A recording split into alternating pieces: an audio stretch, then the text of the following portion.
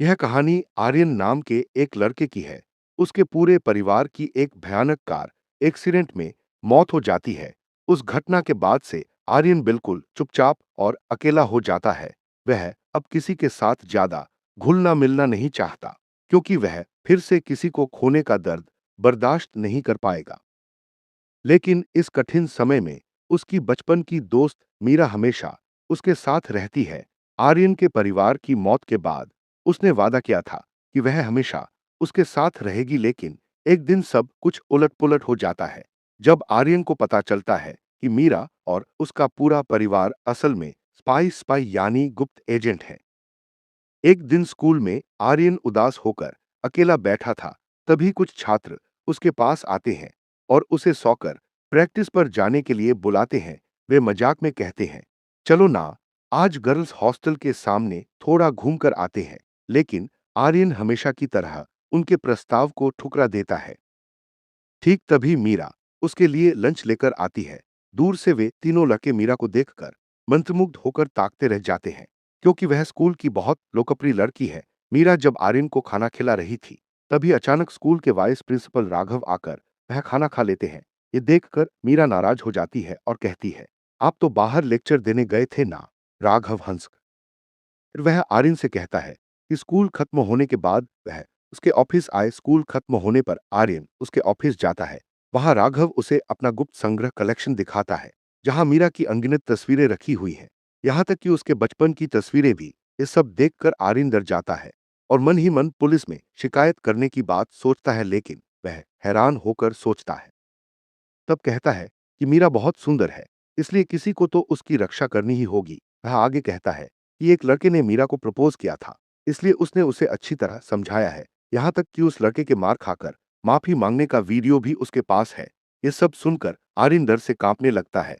अचानक राघव उसकी गर्दन पर चाकू रख देता है और कहता है। ठीक उसी समय अचानक एक लड़की वहां आती है और एक स्विच दबा देती है, जिससे चारों ओर तीव्र रोशनी फैल जाती है। उस मौके का फायदा उठाकर वह आर्यन को वहां से बचाकर ले जाती है। कुछ देर बाद जब आर्यन की आंखें खुलती हैं, तो वह देखता है कि मीरा और उसके साथ कई अजीब लोग खड़े हैं।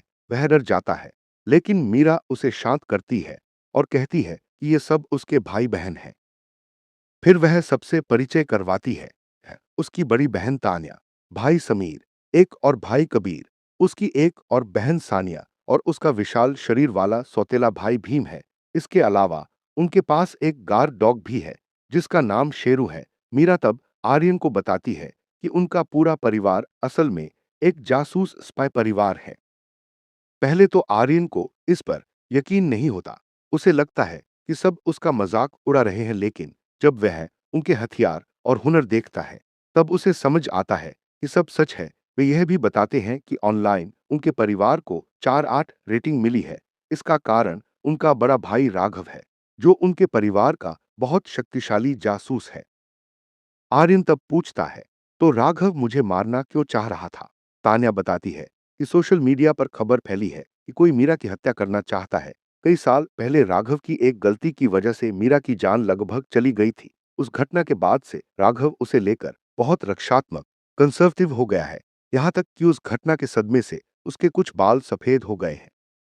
ठीक तभी अलार्म बज उठता है। इसका मतलब है कि राघव ने पहले ही उनकी लोकेशन ढूंढ ली है और वह यहां आ रहा है। तब सब लड़ने के लिए तैयार हो जाते हैं, लेकिन वे जानते हैं कि अगर सब मिलकर भी लड़ें तो जीतने की संभावना सिर्फ 30% है। तान्या एक अजीब समाधान देती है। वह कहती है कि आर्यन बच सकता है अगर वह मीरा से शादी कर ले, क्योंकि उनके परिवार का एक नियम है कि वे अपने परिवार के सदस्यों को कभी नहीं मारते। शादी के लिए बस एक रीत है, दोनों को एक दूसरे की अंगूठी रिंग बदलनी होगी। यह सुनकर आर्यन के दिल की धड़कन बढ़ जाती है। उसके मन में फिर वही डर लौट आता है, क्या वह फिर से किसी को। इसके बाद राघव वहां पहुंच जाता है। तान्या उसे समझाने की कोशिश करती है, लेकिन राघव किसी भी तरह मानने को तैयार नहीं है उसकी टाई पकड़कर घुमाता है और सोफे पर फेंक देता है। इसके बाद मीरा के सभी भाई बहन मिलकर राघव से लड़ना शुरू करते हैं, लेकिन कोई भी उसे जरा सी चोट भी नहीं पहुंचा पा रहा था। उल्टा राघव अपने शक्तिशाली हमलों से सबको दूर। लेकिन तान्या फिर से राघव से लड़ने के लिए आगे बढ़ती है, मगर राघव बहुत आसानी से उसे बांधकर छत से लटका देता है। इसके बाद सानिया सबको पीछे हटने के लिए कहती है और वह खुद अपने ड्रोन से राघव पर हमला करना शुरू करती है। ये सब देखकर आर्यन डर जाता है। तब मीरा उससे कहती है, डरो मत, हमारे परिवार के सदस्यों की हत्या करना वर्जित है, इसलिए। फिर वह आर्यन को एक गुप्त जगह पर छिप जाने के लिए कहती है, लेकिन आर्यन को चिंतित देखकर मीरा फिर से कहती है, मैं तुम्हें कभी छोड़कर कहीं नहीं जाऊंगी। इधर राघव सारे ड्रोन नष्ट करके सबके सामने आकर खड़ा हो जाता है। इसके बाद उसके सामने लड़ने के लिए वह कुत्ता शेरू आता है, लेकिन राघव उसे बहुत आसानी से बांध देता है और उसके साथ मीरा के हाथ भी बांध। इधर यह सब आर्यन छिप छिप कर देख रहा था। तभी राघव समझ जाता है कि मीरा ने आर्यन का रूप बदला है। मीरा राघव से कहती है, आर्यन को अकेला छोड़ दो, क्योंकि वह मुझे कभी नुकसान नहीं पहुंचाएगा। राघव कहता है, ठीक है, लेकिन मीरा घर से बाहर नहीं जा पाएगी और उसके आसपास जो भी रहेंगे मैं उन्हें मार दूंगा ताकि कोई उसे नुकसान न पहुंचा सके। फिर वह लगभग उसकी शर्त मानने ही वाली थी। ठीक तभी आर्यन छिपने वाली जगह से बाहर आता है और कहता है, मीरा को छोड़ दो। राघव उससे कहता है, यह हमारे परिवार का मामला है, इसमें मत पड़ो। इसके बाद मीरा अपनी अंगुली की अंगूठी आर्यन की तरफ फेंकती है। जैसे ही आर्यन उसे पकड़ने जाता है, राघव अपने जाल से आर्यन को रोक लेता है। फिर भी हाथ बंधे होने के ठीक तभी मीरा का पूरा परिवार वहां आता है और देखता है कि आर्यन ने पहले ही अंगूठी पहन ली है और वह प्रतिज्ञा करता है, मैं हमेशा मीरा की रक्षा करूंगा। उस रात आर्यन अपनी शादी के बारे में ही सोचता रहता है, लेकिन राघव इस शादी से बिल्कुल भी खुश नहीं था। अगले दिन सुबह नींद खुलते ही आर्यन देखता है कि राघव उसके सामने चाकू लिए खड़ा है। आर्यन डर से चीख उठता है। तब राघव हंसकर कहता है, अरे जीजाजी, यह हमारे परिवार की ट्रेडिशन परंपरा है, हम इसी तरह नींद से जगाते हैं। वह आगे कहता है, यह तुम्हारी ट्रेनिंग का हिस्सा है, एक जासूस हमेशा सतर्क रहता है। इसके बाद वह आर्यन की जासूसी ट्रेनिंग शुरू कर देता है। आर्यन की चीख सुनकर मीरा वहां आती है और देखती है कि राघव आर्यन को योग व्यायाम करवा रहा है। राघव मीरा को देखकर कहता है, हम तो बस ट्रेनिंग कर रहे हैं। ये सुनकर मीरा नाराज हो जाती है, लेकिन ठीक तभी राघव अचानक दोनों को लेकर बाहर कूद जाता है। कुछ ही क्षणों में उनका पूरा घर विस्फोट से उड़ जाता है। बाहर आने के बाद राघव कहता है, घर के भीतर। इसके बाद सब गाड़ी में बैठ जाते हैं, जहां समीर राघव को रिपोर्ट देता है कि बम रसोई में लगाया गया था, यानी निशाना मीरा थी। क्योंकि अब सब जान चुके हैं कि मीरा ने आर्यन नाम के एक साधारण इंसान से शादी की है। आर्यन पूछता है, लेकिन वे मीरा को क्यों मारना चाहते हैं? राघव समझाता है कि मीरा का परिवार बहुत प्राचीन है, उनका इतिहास एरो काल तक जाता है। इस परिवार का हर सदस्य किसी न किसी सुपह्यूमन अतिमानवीय क्षमता के साथ पैदा होता है, लेकिन हर पीढ़ी में एक ऐसा व्यक्ति भी जन्म लेता है जिसके पास कोई शक्ति नहीं होती और उसे ही परिवार का मुखिया बनाया जाता है, क्योंकि उसके पास ऐसे जीन होते हैं जो भविष्य की सुपह्यूमन पी तभी अचानक कुछ लोग उनकी गाड़ी पर हमला कर देते हैं। यह देखकर आर्यन डर जाता है, लेकिन राघव कहता है, चिंता मत करो, गाड़ी बुलेट प्रूफ है। इसके बाद दुश्मन और भी बड़ी बंदूकों से गोलियां चलाने लगते हैं, लेकिन उनकी गाड़ी आसानी से सब चकमा दे देती है। हालांकि इससे राघव की चाय गिर रही थी। तब राघव ड्राइवर से कहता है, थोड़ा प्यार से गाड़ी चला भाई। और लेकिन शेरू तो मास्टर ड्राइवर निकला। अचानक एक रॉकेट लॉन्चर से हमला किया जाता है।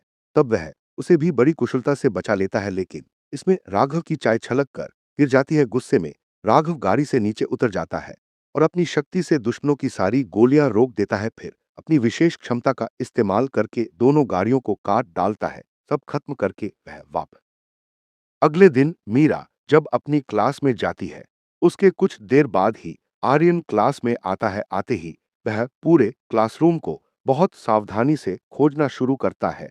तभी पहले वाले वे तीन लड़के फिर उसके पास आते हैं, लेकिन आर्यन उन्हें देखकर डर के मारे बिल्ली की तरह दुबक जाता है। इसके बाद एक फ्लैशबैक दिखाया जाता है। आर्यन एक बंदूक देखकर बहुत डर गया था। तब राघव ने उससे कहा था, डरो मत, अगर गलती से किसी को मार भी दोगे तो हम उसे कवर अप संभाल कर लेंगे। मीरा तब गुस्से में कहती है, ऐसी फालतू बातें मत करो। इससे आर्यन थोड़ा शांत होता है, लेकिन राघव फिर कहता है कि असली खतरा एक बम ब्लास्टर है। उनकी जानकारी के अनुसार राघव कहता है, आज मुझे दूसरे मिशन पर जाना है, इसलिए आज मीरा की रक्षा करने की जिम्मेदारी तुम्हारी है। स्कूल में आर्यन बहुत सतर्क हो जाता है और वह चारों तरफ ढूंढ ढूंढ कर बम खोजने लगता है। इसके लिए वह पूरे स्कूल में मीरा के पीछे पीछे घूमता रहता है। ठीक तभी तमाम सोशल मीडिया पर एक पोस्ट करता है कि दूसरा बम लगा दिया गया है। ये देखकर आर्यन का सिर घूम जाता है। तभी अचानक एक फुटबॉल आकर उसके सिर पर लगती है। कुछ लड़के उसका हालचाल पूछने आते हैं, लेकिन खिड़की के बाहर उसे एक संदिग्ध व्यक्ति दिखाई देता है। जब वह उसका पीछा करते हुए स्कूल के अंदर घुसता है, तो उसके पीछे से एक नर्स आकर पूछती है। इधर मीरा क्लास में बैठकर लंच खा रही थी, लेकिन आर्यन को अभी तक बम का कोई सुराग नहीं मिला था। मगर मीरा का पीछा करते हुए उसने कुछ महत्वपूर्ण बातें समझ ली थी, जैसे अगर कोई उसे खाना देता है तो वह उसे नहीं खाती और वह हमेशा किसी न किसी के साथ रहती है। ठीक तभी वे तीन लड़के फिर उसके पास आते हैं और कहते हैं, हमने गलती से तुम्हारे सिर पर फुटबॉल। इसके बाद जब उसकी आंखें खुलती हैं, तो वह देखता है कि मीरा उसके पास बैठी है और वे दोनों अपनी शादी के बारे में बात कर रहे थे। अचानक आर्यन की नजर सीलिंग छत की तरफ जाती है, जहां एक बम लगा हुआ था, और तभी बम फट जाता है। स्टूडेंट्स को लगता है कि शायद किसी ने लैब में कुछ गड़बड़ कर दी है। दूसरी तरफ नर्स भीम नैनो के साथ थी, वह असल में नर्स नहीं। आर्यन तब सोचने लगता है कि तमाम को कैसे पता चला कि वे ठीक इसी समय यहां होंगे।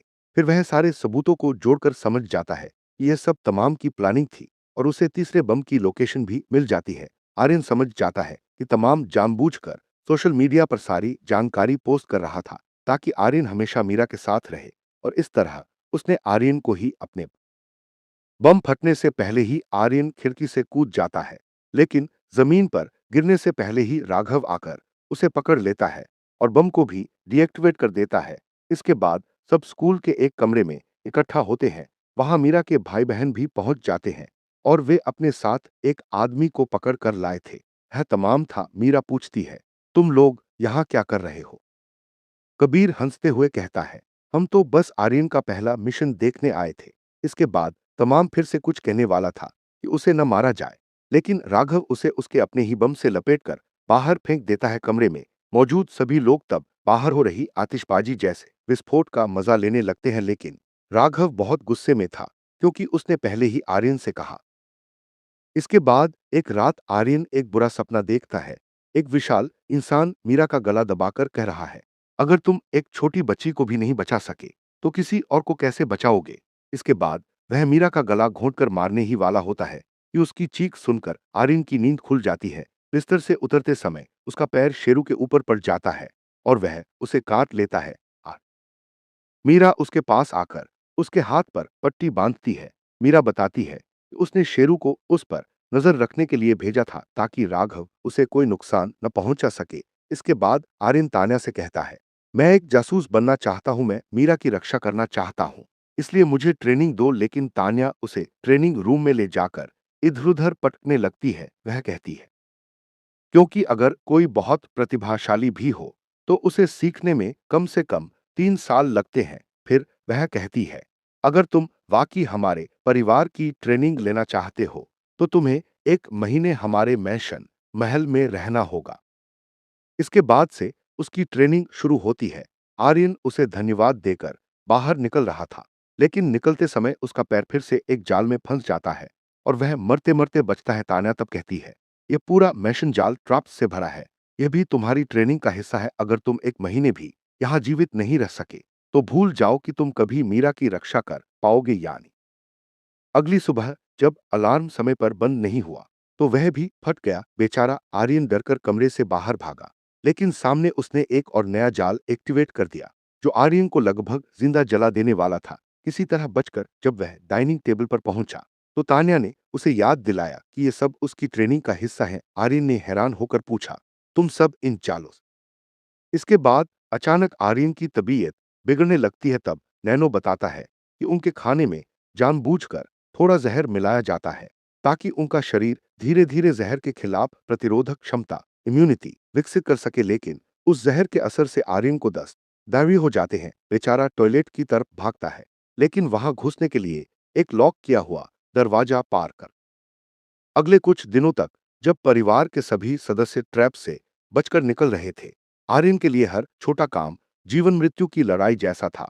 उसकी हालत देखकर सब उसके लिए चिंता करने लगते हैं। लेकिन आर्यन कहता है, मैं ठीक हूं। इसके बाद हमें पता चलता है कि परिवार ने उसे बहुत कठिन ट्रेनिंग दी है, इसलिए वह ठीक से खड़ा भी नहीं हो पा रहा था। एक रात आर्यन शूटिंग प्रैक्टिस कर रहा था। उसे दूर रखे एक रिमोट पर गोली मारकर निशाना साधना था। तभी टीवी ऑन होगा, ठीक तभी मीरा आकर उसे थोड़ा आराम करने के लिए कहती है। वह उससे कहती है, तुम्हें इतनी मेहनत करने की जरूरत नहीं है। लेकिन आर्यन जवाब देता है, तुम्हारे लिए मैं इतना तो कर ही सकता हूं। इसके बाद हम एक अतीत का दृश्य देखते हैं, जहां वे एक दूसरे को गुड मॉर्निंग कहते हैं। फिर मीरा गाड़ी से चली जाती है। स्कूल में कुछ लड़कियां मीरा को परेशान बुलिंग कर रही थी और उनमें से एक उसके बाल काटने जा रही थी। ठीक तभी आर्यन वहां आता है और अपने बाल खुद ही कैंची से काटने लगता है। यह देखकर लड़कियां उसे पागल समझकर डर के मारे भाग जाती हैं। आर्यन भी अगले दिन सुबह जैसे ही अलार्म बजता है, आर्यन उसे तुरंत बंद कर देता है। फिर लेजर जालों से बचते हुए वह एक कमरे में पहुंचता है और वहां एक बंदूक लेकर सामने रखे रिमोट पर गोली चलाता है। इस बार उसका निशाना बिल्कुल सटीक लगता है। हालांकि वह अभी भी चैनल नहीं बदल पा रहा था। तब समीर उसे बताता है कि चैनल बदलने के लिए रिमोट के सही बटन पर गोली मारनी होगी। तभी वहां सानिया आती है और आर्यन उससे पूछता है कि समीर हमेशा ऐसे अजीब तरीके से क्यों रहता है।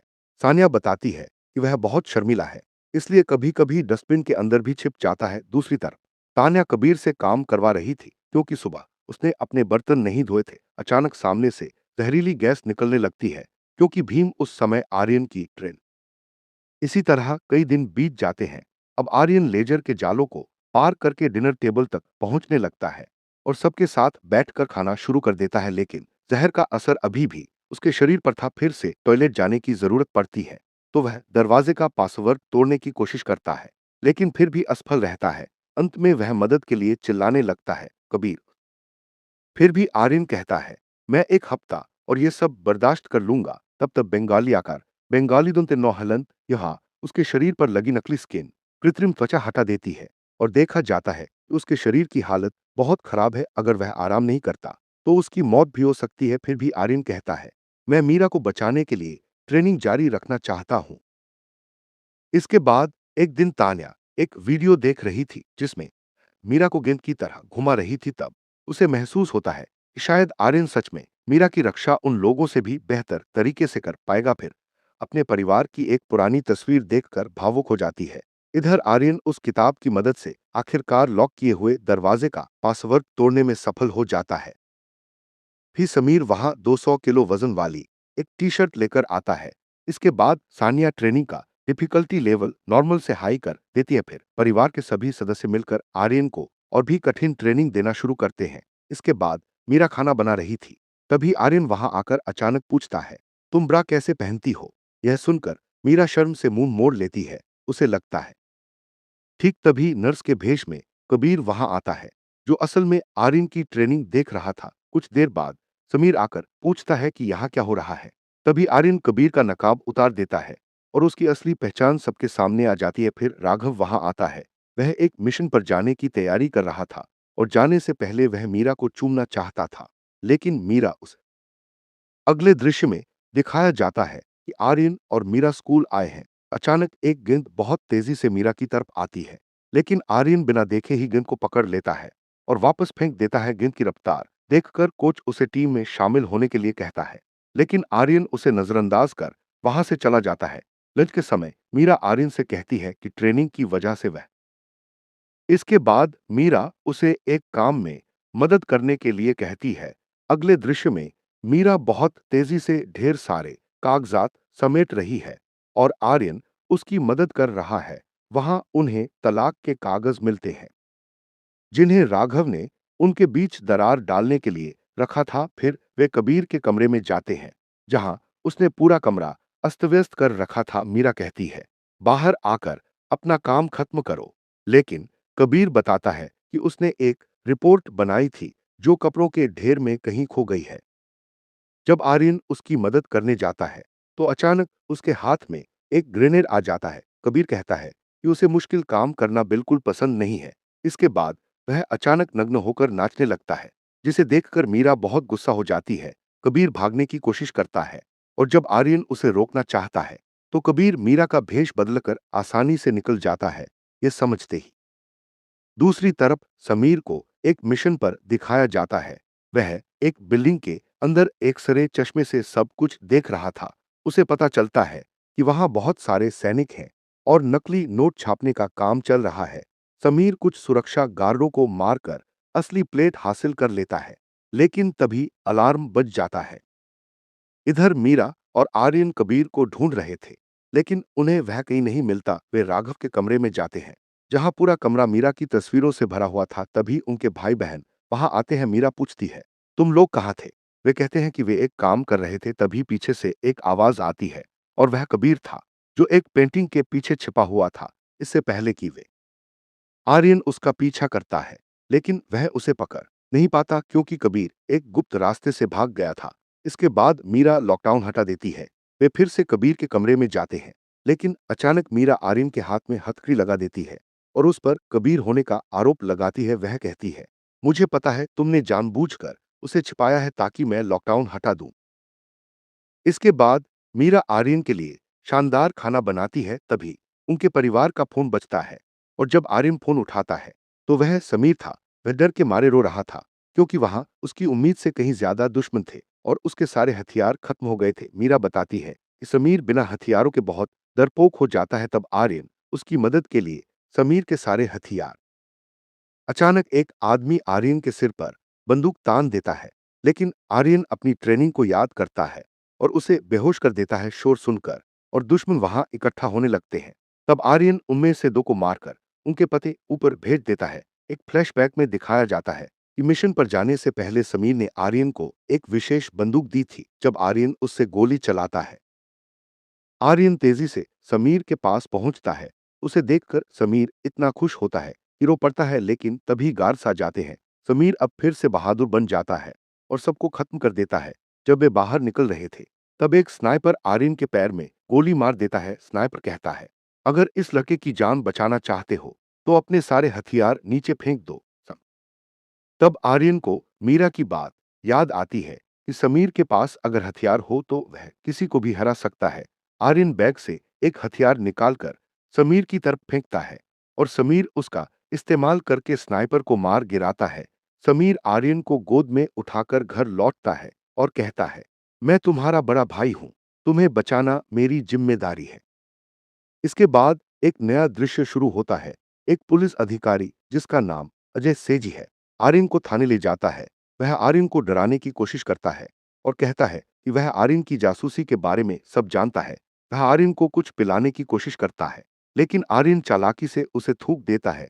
अजय उस पर हमला करता है, लेकिन आर्यन उसे चकमा देता है। तभी राघव वहां अगले दिन स्कूल में राघव विक्रम आर्यन पर चौक चौक से हमला करता है, लेकिन आर्यन नींद में भी उसे चकमा दे देता है। राघव बताता है कि एक जासूस को नींद में भी सतर्क रहना चाहिए। इसके बाद आर्यन मीरा को डेट पर ले जाने की योजना बनाता है, लेकिन अजय का फोन आता है कि एक खतरनाक अपराधी जोड़े कपल को पकड़ना है। आर्यन और मीरा एम्यूजमेंट पार्क जाते हैं, जहां वे घर वापस आने के बाद सानिया शियोन एक मिशन खत्म करके बहुत थक गई थी, सोने ही वाली थी कि अचानक एक लड़की उसके कंप्यूटर सिस्टम को हैक करने लगती है। सानिया तेजी से अपना सिस्टम बचाने की कोशिश करती है और लगभग उस हैकर को पकड़ ही लिया था, लेकिन वह लड़की अचानक सिस्टम डिस्कनेक्ट करके भाग जाती है। बाद में कंप्यूटर चेक करने पर पता चलता है कि उसने अगली सुबह आर्यन और मीरा सानिया की हालत देखकर हैरान रह जाते हैं। सानिया उन्हें बताती है कि हैकर बहुत अजीब थी क्योंकि उसका मकसद सिर्फ आर्यन की तस्वीरें हासिल करना था। स्कूल जाते समय वे उसी हैकर के बारे में बात कर रहे थे। तभी अचानक उन पर हमला होता है। हमलावर वही लड़की थी। आर्यन और मीरा उससे बचने की कोशिश करते हैं, लेकिन वह उनका पीछा नहीं छोड़ती। वह लड़की आर्यन पर हमला करती है, लेकिन आर्यन उसे आसानी से रोक लेता है। तब वह लड़की कहती है कि वह आर्यन से बहुत प्यार करती है और इसीलिए उसे मार डालना चाहती है। मीरा उसे पहचान लेती है। उसका नाम आयशा आयका है। वह एक सिरफिरी जासूस है जो जिससे प्यार करती है उसे ही खत्म करना चाहती है। आयशा बताती है कि उसने डार्क वेब पर आर्यन का एक वीडियो देखा।